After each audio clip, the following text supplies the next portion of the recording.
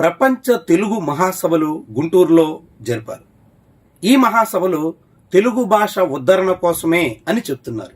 నిజంగా ఈ ప్రపంచ తెలుగు మహాసభల ద్వారా తెలుగు భాష ఉద్ధరణకు సాధ్యమవుతుందా? తెలుగు భాష ప్రేమికులందరికీ అదొక వేదికగా నిలిచిందా? తెలుగు భాష అభివృద్ధిలో ఎవరి పాత్ర ఎంత, ఎవరు ఏం చెయ్యాలి, ఇలాంటి అంశాల మీద మనతో మాట్లాడేందుకు రిటైర్డ్ ఐఆర్ఎస్ అధికారి, ఆర్పిఐ రాష్ట్ర అధ్యక్షుడు ఉప్పులేటి దేవిప్రసాద్ గారు ఉన్నారు. నమస్కారం సార్. నమస్కారం సార్, ఇప్పుడు తెలుగు మహాసభలు గుంటూరులో జరిగాయి. 3 రోజులుగా చాలా మంది మారిసస్ సంబంధించినటువంటి ప్రతినిధులు, వివిధ రాష్ట్రాలకు సంబంధించినటువంటి వాళ్ళు వచ్చారు. వీటన్నింటి వల్ల ఎంత మేరకు ప్రయోజనం దక్కుతుందంటారు? తెలుగు ఉద్ధరణకి ఇది ఏ మేరకు తోడ్పడుతుందంటారు? ఈ తెలుగు మహాసభల యొక్క ప్రధానమైనటువంటి ఉద్దేశం ఏంటనేటువంటిది మనం చూసుకున్నట్టయితే, ఈ యొక్క ఇవి అందరి ప్రపంచంలో తెలుగు ప్రజలందరూ ఒక చోటకు చేర్చడం, ఒక సమావేశం నిర్వహించడం, దానిలో ఉన్నటువంటి మరి సాహిత్య రంగంలో కానీ, సాహిత్య రంగంలో, మరి కళారంగంలో ఉన్నటువంటి వాళ్ళు కవుల్ని సన్మానించుకోవటం, ఇలాంటి కార్యక్రమాలు చేయాలనేటువంటిది ఉంది. తర్వాత సాంస్కృతిక కార్యక్రమాలు నిర్వహించటం, తెలుగుదనాన్ని ప్రజలకి చాటి చెప్పటం, ప్రపంచానికి చాటి చెప్పటం అనేటువంటిది ప్రధానమైన ఉద్దేశం. మన సంస్కృతి యొక్క ప్రదర్శన, తర్వాత నాటకాలు, మరి అలాగే బుర్రకథలు, హరికథలు, తర్వాత సంగీతం, తెలుగు సంగీతం, అలాగే మన కూచిపూడి నృత్యం, తర్వాత హస్తకళలు, మరి చిత్రకళలు, ఇలాంటివన్నీ కూడా తెలుగు సంస్కృతిని మరి ప్రతిబింబించే ఈ యువతని మన సంస్కృతి పట్ల ఆకర్షణ చేసే విధంగా ప్రోత్సహిస్తుంది అనేటువంటిది ఒక ఉద్దేశంగా ఉండేది. కాబట్టి తెలుగుని మర్చిపోవడం, తెలుగు సంస్కృతిని నిర్లక్ష్యం చేయటం, కాబట్టి తెలుగు సంప్రదాయాన్ని మర్చిపోవటం, ఇలాంటి విషయాల వల్ల కొంత అవగాహన కలగజేయడానికి ఈ వేదిక ద్వారా కొంత విలువల్ని తెలియజేయడానికి ఉపయోగపడుతుంది అనేటువంటిది ఒకటేను. తర్వాత సాంస్కృతిక పునరుజ్జీవనానికి ఇది ఉపయోగపడుతుంది అనేటువంటిది ఒక ముఖ్య ఉద్దేశం. అయితే మారుతున్న సొసైటీలో చాలా మంది తెలుగు భాష అంటే మాతృభాష కాకుండా ఇంగ్లీషు, ఇతర భాషల వైపు మొగ్గు చూపడం పెరుగుతోంది. ఇది ఇలాంటప్పుడు ఈ మహాసభల ద్వారా తెలుగు పరిరక్షణ సాధ్యమవుతుందంటారా? ఇంకా ఏమైనా ప్రయత్నాలు చేయాల్సిన అవసరం ఉందని భావిస్తున్నారా? అంటే తెలుగు మహాసభలు జరపడం వల్ల తెలుగు భాష డెవలప్ అయిపోదు. ప్రభుత్వం అనేక రకాలైనటువంటి కార్యక్రమాలు చేపట్టాల్సిన అవసరం ఉంది. ఏదో ఒక మీటింగ్ పెట్టడం ద్వారా ఏదో తెలుగు భాష అభివృద్ధి చెందుతుంది, లేదంటే దీని ద్వారానే మొత్తం అంతా కూడా ప్రపంచం అంతా తెలుగు గురించి తెలుసుకుంటారనేటువంటిది కరెక్ట్ కాదు. కాబట్టి ఇది ఏంటంటే ఈ యొక్క సమావేశాలు భాష మీద రాజకీయాలు కూడా వచ్చేసినాయి. ఇప్పుడు భాషనే మన తెలుగు భాష అనేటువంటిది అందరూ ఉంటారు, అందరు ప్రజలు, అందరూ ఏదో ఉంటుంది. తెలుగు సంబంధించినటువంటి ప్రతి వ్యక్తి 10 కోట్ల మంది తెలుగు ప్రజలు ఉన్నారు. ఈ 10 కోట్ల మంది తెలుగు ప్రజలు ఎక్కడెక్కడన్నా ఉండని వాళ్ళందరూ కూడా తెలుగు భాష మాట్లాడుతున్నారు. అన్ని కులాల్లోనూ తెలుగు ఉంది, అన్ని మతాల్లో తెలుగు ఉంది, అన్ని సంస్కృతుల్లో తెలుగు ఉంది. కాబట్టి ఈవెన్ గిరిజన తండాల్లో కూడా తెలుగు ఉంది. కాబట్టి ఈవెన్ కొండ ప్రాంతాల్లో తెలుగు ఉంది. కాబట్టి తెలుగు అనేది అందరిదే, మీ ఒక్కరిదే లేదు, ఒక సామాజిక వర్గానిదే కాదు. కాబట్టి ఇది రాజకీయాలు వచ్చి ఇదిగో తెలుగుదేశం వాళ్ళకి మాత్రమే మేము పెట్టాము, తెలుగు వాళ్ళకి మేమే నిజమైనటువంటి తెలుగుదేశం అని పెట్టి మరి మీరు గొప్పలు చెప్పుకోవడానికి, లేదా వైసీపీ వాళ్ళు మేము పెడతాం మా తెలుగుదని గొప్పలు చెప్పుకోవడానికి కాదు. ఇది ప్రజలందరూ, తెలుగు ప్రజలందరిది. కాబట్టి రాజకీయాలు అనేటువంటి ఇందులో లేకుండా చేయాలి. ఇది రాజకీయ వేదికగా మారిపోయింది ఏంటి. అది కాకుండా ఇది ఒక వ్యాపారీకరణగా మారిపోయింది. ఇది వ్యాపారంలాగా తయారైంది. పెద్ద పెద్ద నగరాల్లో ఈ యొక్క ఈవెంట్లు పెట్టడం, ఆ ఈవెంట్ మేనేజ్మెంట్ కోట్లాది రూపాయలు వెచ్చించడం, పెద్ద ఎత్తున మరి ఇంటింట ఈవెంట్లుగా మారటం, తర్వాత వ్యాపార ప్రయోజనాలు ముందుకు తీసుకురావటం, అక్కడ అడ్వర్టైజ్మెంట్లు చేయటం, ఇవన్నీ కూడా ఖర్చులకి విపరీతంగా పెట్టడం ద్వారా రాష్ట్ర ప్రభుత్వాలు పెనుభారంగా మారింది. కాబట్టి మనం ఖర్చులు తగ్గించుకోవాలని చెబుతుంటే ఇప్పుడు ఇవన్నీ కూడా మళ్ళీ అదనపు ఖర్చులుగా మనకి కనపడుతున్నాయి. రెండోది, ఈ యొక్క సామాన్యులకి చాలా భారంగా తయారవుతుంది ఇది. ఎందుకంటే ఈ ఖర్చుల వల్ల మళ్ళీ వాళ్ళు పన్నులు ఎక్కువ కట్టాల్సి వస్తుంది. ఈ సామాన్య ప్రజలు, గ్రామీణ వీళ్ళంతా కూడా వీళ్ళని పార్టిసిపేట్ చేయనివ్వరు అందులో. ఇదే కదా అసలు పాయింట్. తెలుగు అంటే అందరూ సామాన్యుడు. ఇప్పుడు సామాన్యుడికి చోటు ఉంటుందా అక్కడ అనేది మళ్ళీ ఇందులో కూడా రాజకీయాలే కాకుండా సామాజిక వర్గాలుగా ఇది ఉంది. ఎందుకంటే ఇది ఏంటంటే కొంత వివక్ష చూపిస్తున్నారు. కొంతమంది కవుల మీద, కొంతమంది సాంస్కృతిక రంగాల్లో పనిచేసే వాళ్ళ మీద, కొంతమంది కళాకారుల మీద ఇది చాలా వివక్షతో కూడినటువంటి విధానంగా ఉంది. ఎందుకంటే ఇప్పుడు మనం చూసుకున్నట్లయితే జాషువా గారి పద్యం ఒకటి ఉంది. జాషువా గారు ఏం చెప్పారు, మరి నా కవితా వధూటి వదనంబు నెగాదిగా చూసి భళి భళి అని అన్నవారే మీదే కులముని ప్రశ్నించి చివుక్కున లేచిపోవచ్చో బాకున కుమ్మినట్లవదే పార్థివ చంద్ర వచింప సిగ్గగున్న అంటాడు. ఏంటి మీదే కులమని ప్రశ్నించి గబుక్కులు లేచి వెళ్ళిపోతున్నారు. కాబట్టి అప్పుడు ఆ బాకును కుమ్మినట్లు అవుతుంది అంటున్నాడు ఆయన.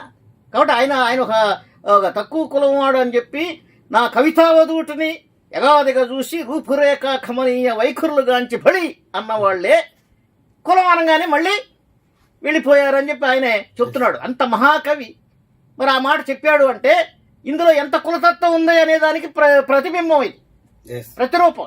ఎందుకంటే కులతత్వం ఉంది, తక్కువ కులాల వాళ్ళ ప్రాతినిధ్యం లేదు, తక్కువ కులాలలో ఉన్నటువంటి సామర్థ్యాన్ని మీరు గుర్తించడం లేదు, వాళ్ళలో ఉన్న కళలను పైకి తీసుకురావట్లేదు. ఇప్పుడు సినిమా రంగం ఉంది, ఈ సినిమా రంగంలో మరి మీరు యాక్టర్లు మీరే, మీరు డైరెక్టర్లు మీరే, మ్యూజిక్ డైరెక్టర్లు మీరే, టెక్నీషియన్స్ మీరే, అన్నీ మీరే. తక్కువ కులాల వాళ్ళ ప్రాతినిధ్యం ఏమి లేదు. కోటాను కోట్ల రూపాయల పరిశ్రమలు అది. కానీ ఒక వ్యాపార రంగంగా మారింది. పేరుకు సాంస్కృతిక రంగం, కానీ అది ఒక వ్యాపార రంగం. కాబట్టి వ్యాపారం చేసుకుంటున్నారు, డబ్బులు సంపాదించుకుంటున్నారే తప్ప మరి ఇతర సామాజిక వర్గాలకి మీరు ఎంతవరకు ప్రాధాన్యతనిస్తున్నారనేటువంటిది మనం ప్రశ్నించుకోవాలి. ఇప్పుడు ఈ మహాసభల్లో అది చర్చ జరగాలి.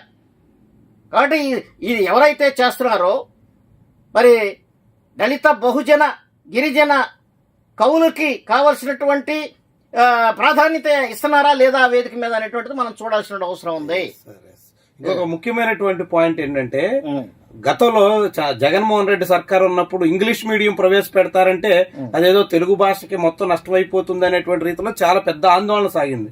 అయితే ఇప్పుడు మళ్ళీ తెలుగు మహాసభల సందర్భంగా తెలుగు భాషలో చదవడం అవసరమా, ఇంగ్లీష్ ని ప్రోత్సహించడం అవసరమా, తెలుగు ఉంటూనే ఇంగ్లీష్ ని కూడా నడపడం అవసరమా అనే చర్చ కూడా ముందుకు వస్తుంది. మీరేమంటారు ఈ భాష మాతృభాష లేదా బోధనా భాష వీటికి సంబంధించి? మాతృభాష అనేటువంటిది కావాలి, మాతృభాషను పరిరక్షించుకోవాలి. మాతృభాష ద్వారా మరి విద్యాబోధన జరగాలి అని అంటే విద్యాబోధన మాతృభాష జరగడానికి కావాల్సిన పదజాలం లేదు. ఆధునిక ప్రపంచంలో ఏఐ టెక్నాలజీ, మరి కంప్యూటర్ టెక్నాలజీ, మరి అలాగే క్వాంటమ్ కంప్యూటింగ్, ఇవన్నీ వచ్చినటువంటి ఆధునిక సమాజంలో ఆ పదజాలాన్ని వాడేటటువంటి పదాలు తెలుగు పదాల్లో లేదు. కాబట్టి ఇంగ్లీషే శరణం అవుతుంది. సో ఇంగ్లీషే శరణం అయినప్పుడు ఈ యొక్క సాఫ్ట్వేర్ రంగంలో కానీ మరి ఇతరత్ర టెక్నికల్ రంగాల్లో కానీ లేదా స్పేస్ రంగంలో కానీ వీటన్నిటిలో కూడా మనకు కావాల్సింది ఏంటంటే ఇంగ్లీష్ భాష అనేటువంటిది చాలా ముఖ్యమైనటువంటిదిగా ఉంది. అందుకని ఇంగ్లీష్ మీడియంలో ఎడ్యుకేషన్ అనేటువంటిది ఆహ్వానించదగ్గ విషయం. అయితే ఇంగ్లీషుని ప్రవేశపెట్టి మాతృభాషను చంపేయాలనేటువంటి ఉద్దేశం ప్రభుత్వాలకు ఉండకూడదు. ఒక ప్రభుత్వం ఇంగ్లీషే పెట్టాలంటది, ఇంకో ప్రభుత్వం తెలుగే ఉండాలంటది. ఇలా కాదు, రెండు భాషలు ముఖ్యమే. ఎందుకంటే మాతృభాష ఎప్పుడూ కూడా మనకి మాతృభాషే, మదర్ టంగ్ అనేది ఎసెన్షియల్, అది ఎప్పుడూ ఉండాలి. కాబట్టి దాన్ని మనం కుటుంబాల్లో అది ప్రోత్సహిస్తూ ఉండాలి. చాలామందికి తెలుగు భాష చదవటం రావట్లేదు, రాయటం రావట్లేదు. ఇవాళ మోడర్న్ సొసైటీస్లో చాలామంది అర్బనైజ్డ్ సొసైటీస్లో అసలు వాళ్ళకి తెలుగే రావట్లేదు ఇంగ్లీష్ మీడియం స్కూల్లో చదవటం వల్ల. కానీ తల్లిదండ్రుల బాధ్యత ఉంది, వాళ్ళకి తెలుగు నేర్పించాలి. అలాగే ఇంగ్లీష్ మీడియంలో చదివిన వాళ్ళని విమర్శించకూడదు. ఇంగ్లీష్ మీడియం చాలా అవసరం. ఇంగ్లీష్ మీడియం అనేటువంటి ప్రపంచంలో మరి ప్రతి చోటకి వెళ్ళినా మరి గ్లోబల్ పర్సన్గా తయారవ్వాలంటే మీరు ఇంగ్లీష్ మీడియం కంపల్సరీగా అవసరం. కాబట్టి అందుకని ఇంగ్లీష్ మీడియం యొక్క ప్రాధాన్యత ఉంది ఇక్కడ. కాబట్టి ఇంగ్లీష్ మీడియంని పెంచుకుంటూ తెలుగుని నిర్లక్ష్యం చేయకుండా రెండు భాషల్లోనూ చదువుకునే విధంగా మనకి ఉండాలన్నమాట. ఆ త్రిభాషా సిద్ధాంతం అనేది ఉంది మన ఎడ్యుకేషన్ పాలసీలో. కాబట్టి దాన్ని రాజకీయం చేయడానికి వీల్లేదు. చంద్రబాబు నాయుడు గారు ఇంగ్లీష్ విద్యా విధానంలో మీరు పెట్టడం కరెక్ట్ కాదని చెప్పి జగన్ విమర్శిస్తాడు. అదే మీరు అంత సీనియర్ నాయకులు మీరు అలా విమర్శించకూడదు. ఎందుకంటే తప్పది. ఎందుకంటే ఇప్పుడు మీ అబ్బాయి ఎక్కడ చదివాడండి? మీరు చదవలేదు సరే, మీ అబ్బాయి ఎక్కడ చదివాడు? మీ అబ్బాయి పిల్లలు ఎక్కడ చదువుతున్నారు? మీ కోడళ్ళు ఎక్కడ చదువుతున్నారు? మీ కుటుంబ సభ్యులు ఎక్కడ చదువుతున్నారు? మీ తెల్లాళ్ళు అయితే ఫారిన్ వెళ్తే ఏం మాట్లాడుతున్నారు?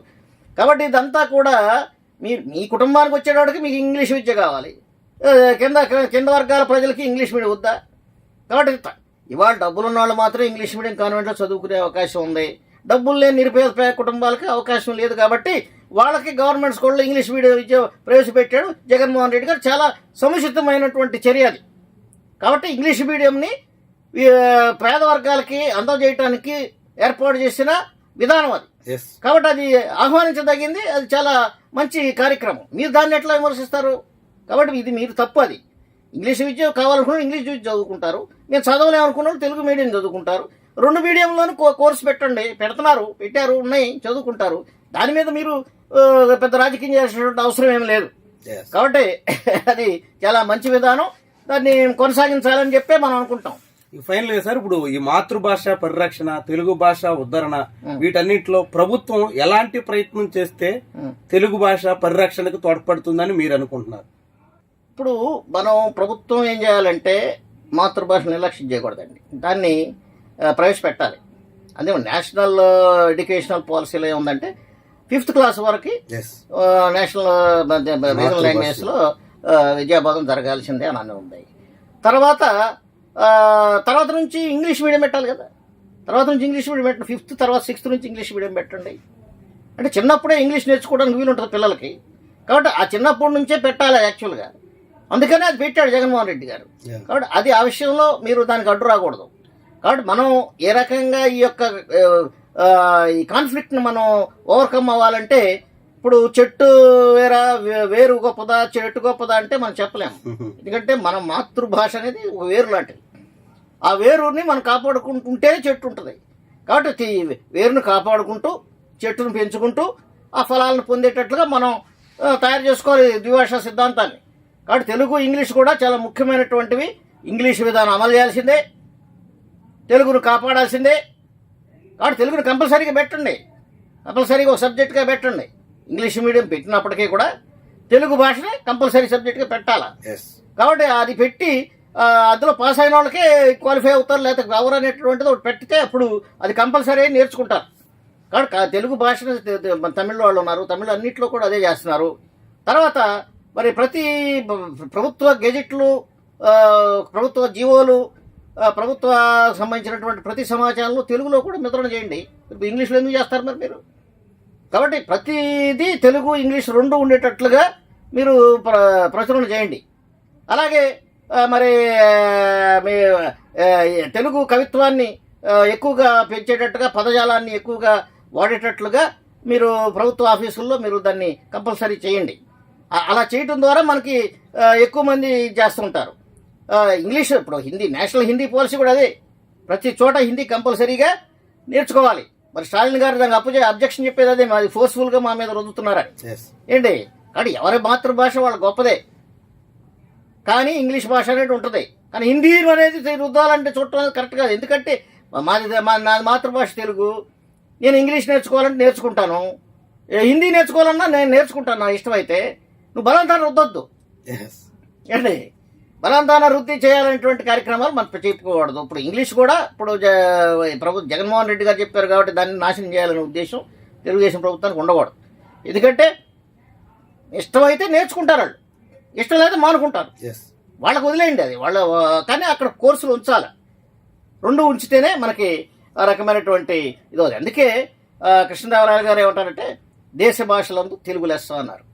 ఏంటి దేశ భాషలన్నింటిలో తెలుగు లెస్స అన్నారు. అలాగే మ్యాక్స్మిల్లర్ గారు ఏంటంటే Telugu is the Italian of the east అన్నారు.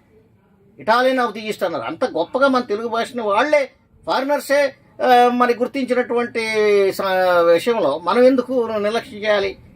ఒక తెలుగు కవి కూడా తెలుగు డిక్షనరీని రాయలేదు, సిపి బ్రౌన్ రాశాడు. ఏంటి కాబట్టి సిపి బ్రౌన్ బ్రిటిషరు, అతను రాశాడు. అతను మనకు తెలుగుని ఇంగ్లీష్లో తర్జుమా చేసి డిక్షనరీగా మార్చాడు. కాబట్టి తెలుగు మీద వాళ్ళకి ఉన్నటువంటి అభిమానం మనకి ఉండదా? కాబట్టి తెలుగు మనం నేర్చుకోవాలి. మీరేం చేశారు మరి? వాళ్ళు చేసేదాకా మీరేం చేశారు? బ్రిటిష్ వాళ్ళు చేసేదాకా కూర్చుని ఉన్నారా మీరు? ఏంటి తెలుగుని ఏం డెవలప్ చేశారు మీరు? ఏంటి ప్రభుత్వం అనేది ఆలోచించుకోవాలి. అన్ని గ్రంథాలు తెలుగులో రావాలి, జీవోలు తెలుగులో రావాలి, ప్రతిదీ కూడా తెలుగులోనే మాట్లాడాలి అనేటువంటి పెట్టండి. పెట్టినప్పుడు ఇప్పుడు తెలుగు భాష అట్లా సజీవంగా ఉంటుంది. Right sir, thank you. ఇది ఖచ్చితంగా మాతృభాషని ప్రాథమిక విద్య వరకు కొనసాగించాలని, ఆ తర్వాత ఇంగ్లీష్ మీడియం ఉండాల్సిందే.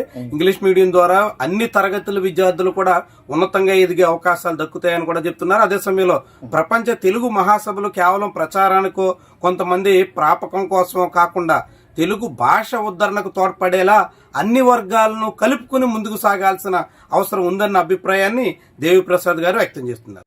Thank you very much for watching. Thank you.